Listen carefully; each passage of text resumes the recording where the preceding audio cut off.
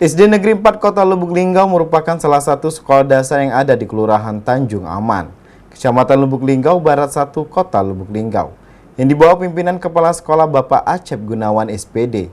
SD Negeri 4 Lubuk Linggau ini seluruh siswa maupun guru harus dan wajib meningkatkan prestasinya, baik akademik maupun non-akademik.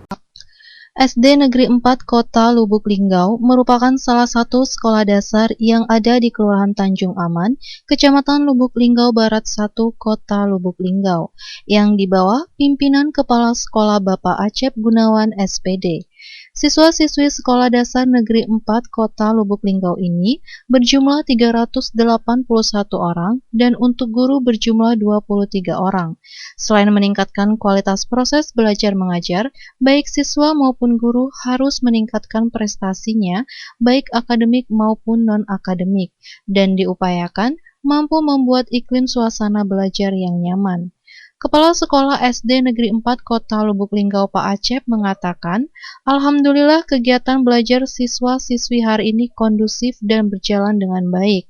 Alhamdulillah untuk ekstrakurikuler di SD Negeri 4 ini berjalan dengan lancar. Bahkan, target saya untuk ekskul bagian Hafiz Al-Quran yang nantinya hafal sekitaran 2 juz saya kasih hadiah melalui pribadi. Untuk ekstrakurikuler yang lain seperti futsal, pencaksilat, dan senam. Berjalan dengan baik, tetap berjalan.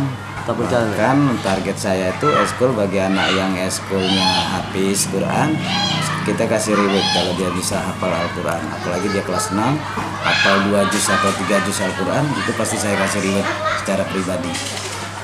Untuk eskul yang lain berjalan dengan lancar.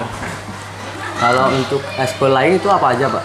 Futsal, kemudian senam, terus apalagi kemarin itu saya lihat anak pencaksilat juga sudah mulai aktif pencaksilatnya. Itu aja dulu sementara sama yang habis Quran tadi ya, eskul habis Quran.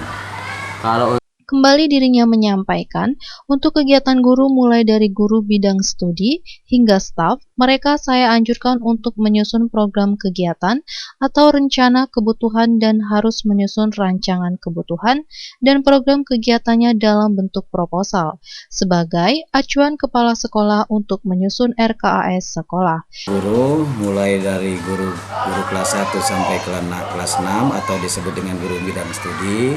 Kemudian guru kelas maksudnya, terus guru bidang studi, mereka saya anjurkan untuk menyusun program kegiatan atau rencana kebutuhan selama 1 tahun.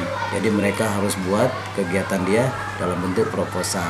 Disitulah sebagai acuan kepala sekolah untuk memprediksi kebutuhan apa yang di sekolah sini, di lain kebutuhan-kebutuhan lain yang harus diperhatikan. Iva Walbarodi, Silampari TV, melaporkan.